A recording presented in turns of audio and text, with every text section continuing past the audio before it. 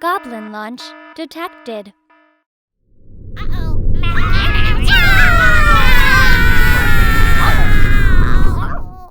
Hey gang, using the promo code MTGMudsta, one word, all caps, will get you 10% off orders of $10 or more at Flipside Gaming, Original Magic Art, and orders of singles at Multizone. If they don't have what you're looking for, you could check out TCG Player and use my affiliate link to help support the channel. Looking for a way to bling out your deck and not spend a fortune? Alter Sleaze can help with that, and you can help with the channel at the same time by using my affiliate link. Or, if you're looking to join the Goblin Gang, you can always support me through Patreon. Hey gang, and Merry Christmas! Or, if you don't celebrate, Happy Friday, cause you get 2 extra games. These are 2 quick games, with the first one consisting of Max playing his Yidris and Gyruda deck, Nick playing Thalia, Martin playing Bruvac, and I'm playing my Mistform Ultimus.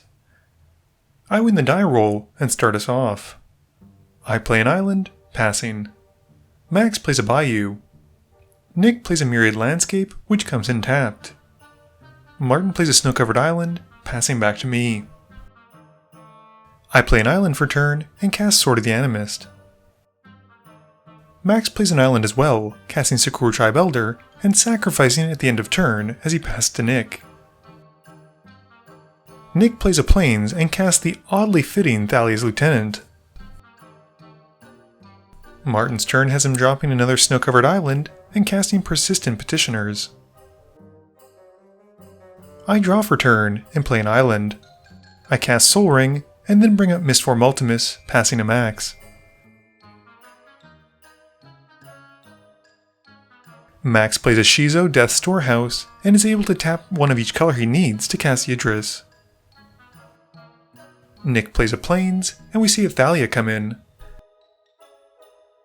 As she comes in, her lieutenant gets a +1/+1 counter, and Nick passes. Martin draws, and plays another snow-covered island. He brings out Bruvac, who comes in tapped, and Martin then passes.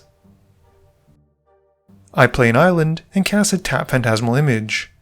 I share with the table how I think I'm going to have it come as a copy of Bruvac to really mess with Nick and Max, but decide to just have it come in as Idris instead. I then gear up the Mistform with the sword, and swing my Mistform at Martin. I grab a basic from the Swords on Attack trigger, and Martin takes the 4. Max untaps and draws, playing a tap Shadowblood Ridge. He goes to combat, swinging Yidris at me. I'm wide open, so I have to take the 5. In his second main phase, Alter Ego hits the stack, which has Max Cascade first. He hits a Rakdos Signet, and has the Ego come in as a tap copy of Bruvac, and I realize I shouldn't have said anything.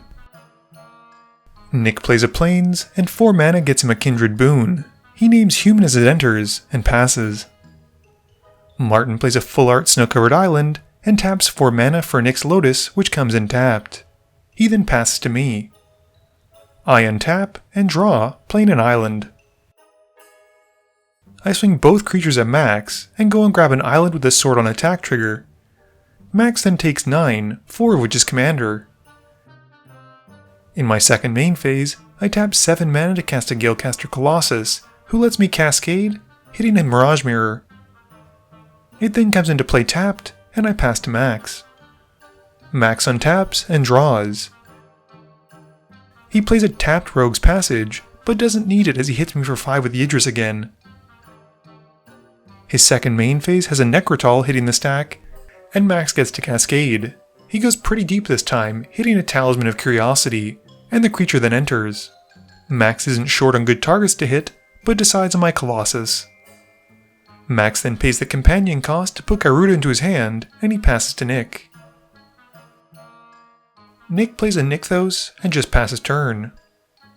Martin plays a tap Mystifying Maze, playing another Persistent Petitioner in his main phase, who comes in tapped. He then plays another, and it comes in tapped as well, and Martin then passes. I draw and play a Reliquary Tower for turn. I can't really connect easily with Yidris anymore, but I decide to swing at Nick this time. Nick declares no blocks and just takes the 5. In my second main phase, I hardcast Dig Through Time, cascading before resolving the spell. I hit Thada Adel, who comes in to play tapped, and I then look at my top 7. I keep 2 of my best, and bottom the rest. I then tap 2 islands to activate my Mirage Mirror, having it become a copy of Nick's Lotus. I then tap that to make 4 blue mana. 3 of it gets me a Sword of Light and Shadow, and I get to Cascade again, hitting Elixir of Immortality.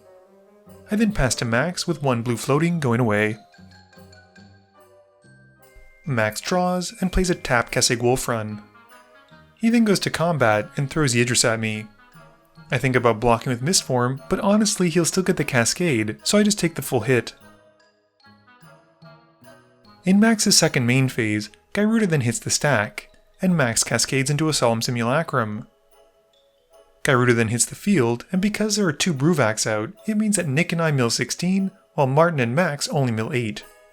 Max then gets to pick one of the targets that has an even converted mana cost, and he takes Martin's Clever Impersonator, having it come in as a copy of Gyruda. He resolves a legendary rule, sacrificing the copy, but we still have the trigger to resolve, with Nick and I milling 16 again, while Martin and Max mill another 8. This time Max keeps his own copy of the old Sakashima, having it also come in as a copy of Gyruda. He doesn't have to sacrifice anything this time, and we then mill again. With the trigger on the stack though, Nick sacrifices his landscape to find 2 basics before milling. Once more, Max finds a clone, and he thinks about putting out Evil Twin, but settles on my copy of Phyrexian Metamorph. It comes in as a copy of Gyruda, and he sacrifices it, and we do it all again. This time he gets Spark Double off Martin, and we get to do it again. Max decides at this point that he's done enough, and he stops the chain by bringing back Cedrus instead of anything else with Gyruda this time.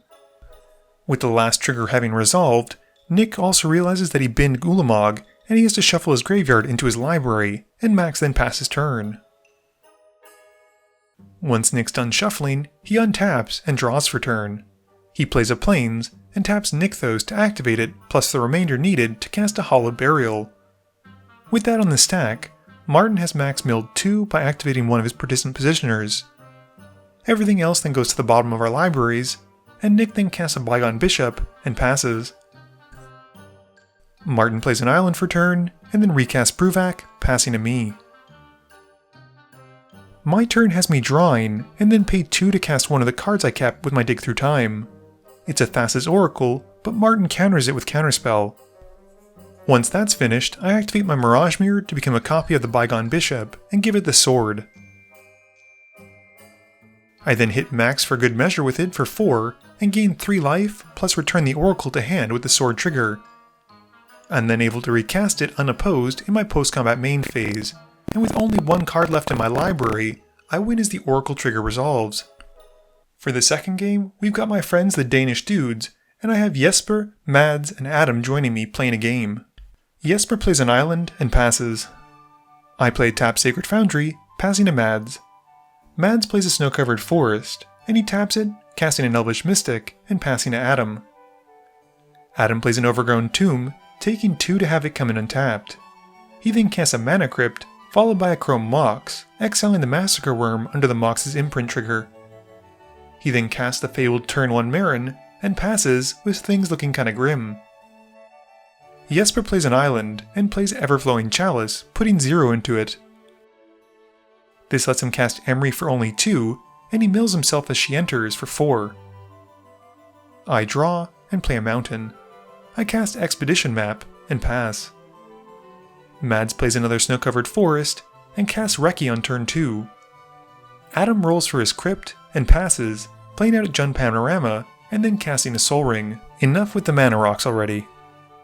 He then taps 3, keeping 1 colorless floating as he casts a Wall of Mulch. Adam then casts a Carrion Feeder, and Marin then goes to combat, hitting me. In his second main phase, Adam then sacrifices the feeder to its own ability, gaining an experience counter, and then moves to his end step. He gets his Marin trigger, and gets to return it to the field. Jesper plays an island. What are the upside down lands, Jesper? Uh-oh. Think of the comments. Think of the comments. The internet hate me for this, yeah. And then casts a Mind Stone, passing to me. I play a Reliquary Tower in my main phase, and sacrifice the map to find a land. It's an Urborg, and I pass. Mads plays out Vivian, Champion of the Wilds, drawing from Reki for casting it. He's hoping for a land, and he's able to find one, but sadly, it's a tapped Untadake, the Cloudkeeper. Adam rolls for his crypt, and calls it correctly. He asks for what's in Jesper's yard, and then sacrifices the Wall of Mulch, paying 1 green, to draw a card, and gains an experience counter as it dies. Moving to combat, Marin goes at Jesper, while the Carrion Feeder heads at me. He sacrifices the feeder to its own ability in his second main phase, and passes to his end step after gaining an experience counter. During his end step, he gets his Marin trigger, and this lets Adam bring back the Wall of Mulch, and we move to Jesper's turn. Jesper's turn is very quick, with a Mishra's Bauble, and then a Krark Clan Ironworks, and he passes to me. I draw, and play an Urborg. 3 mana gets me my Vial Smasher, and I pass turn. Mads draws, and down ticks Vivian, exiling one of his top cards, and bottoming the rest. He then plays another snow-covered forest, and casts a Mana Vault. He passes to Adam, who at the end of turn, activates his Jund Panorama to sacrifice it and find a forest.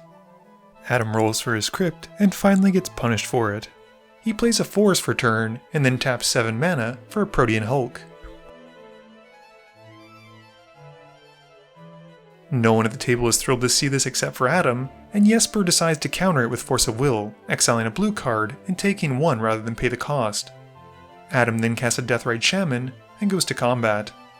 He swings Marin at Vivian, and before moving to blocks, Mads pays 2 green and taps the Untadake to take 2 and make 2, and then flashes out Yeva. She's able to block Marin easily and takes her out, and Mads also gets a draw from Reki. With nothing else, Adam passes. At the end of turn, Jesper sacrifices his Bauble to look at my top card and gains a delayed draw trigger. Jesper draws on his upkeep from the Bauble and then for turn. He plays a Cephalid Colosseum as his land drop and sacrifices the Chalice to the Ironworks for 2. He then taps the Mind Stone for 1 mana and sacrifices it as well to the Krark Clan Ironworks for another 2. He then taps an island for a Chakram Retriever and still has 1 colorless floating. Jesper then taps Emry to let him cast the Chalice from his yard, and he puts the Retriever trigger, targeting Emry to untap her. With the trigger on the stack, Mads uses Crossing Grip on the Ironworks, and Jesper is sad to see it destroyed. Emry is then untapped, and the Chalice resolves. Jesper then pays 3 mana for a Fabricate, going to find a Lotus Petal, which he casts.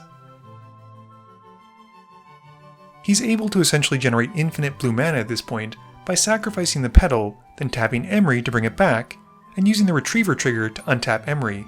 He can loop this over and over again, and once he has the mana, he can start bringing back Memory Jar over and over again to dig through his library until he finds either his Laboratory Maniac or Aetherflux Reservoir to win the game. The rest of us agree that he's got it since we don't have any way to stop it, and we scoop it up to Jesper. Game review time. Is this what they call a Blue Christmas? We got to see 8 different decks, and in the first game, I loved Max's Yidris deck. That guy Rudachain was incredible, and I think he actually could have milled everyone out. I actually think that the only reason that I won was due to the fact that Nick cast the Hallowed Burial. Had it been any other board wipe, I would have lost, because I wouldn't have been able to draw anything on my turn. I also had no way to flash out the Thassa's Oracle at instant speed, so I was pretty much done for except for that. As for the second game, I was pretty sure we were going to lose to Adam after he was able to get a Marin out on turn 1. And this was further compounded when he put Protean Hulk onto the stack with an active sacrifice outlet. I was very thankful for Jesper's Force of Will to stop it, but that relief was quickly replaced with Dread as soon as he resolved the Chakram Retriever. It was still a sweet combo to see in action, and I was really impressed with how little Emry required to go off. Please be sure to tune in every Monday and Thursday at 11 AM Eastern Standard Time for a guaranteed new video. You can also follow me on Twitter at MTGMudsta. You can find me on Facebook at facebook.com/MTGMudsta. And lastly, you can check me out when I stream at twitch.tv/MTGMudsta. This video is brought to you in support by my patrons. If you're looking for a way to help out the channel, please be sure to visit the link below. Thank you all for watching this video, and don't forget, friends are just opponents you haven't eliminated yet.